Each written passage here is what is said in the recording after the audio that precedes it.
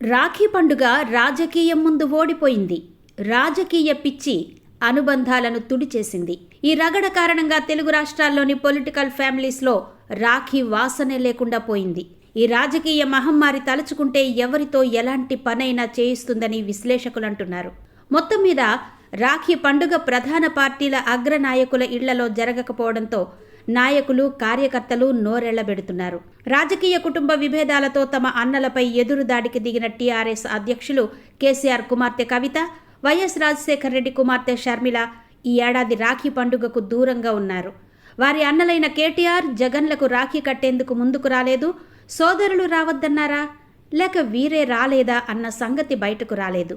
గతేడాది మాదిరిగానే ఈసారి జగన్కు షర్మిల రాఖీ కట్టలేదు. మరోవైపు ఏటా రాఖీ కట్టి అనుబంధాన్ని చాటే కేటీఆర్, కవిత ఈసారి వేడుకలకు దూరంగా ఉన్నారు.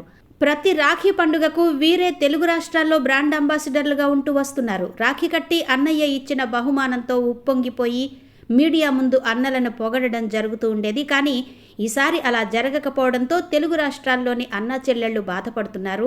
రాజకీయం కోసం అనుబంధాలను ఇంతలా తుడిచేసుకోవాలా అని వారు ఆక్షేపిస్తున్నారు.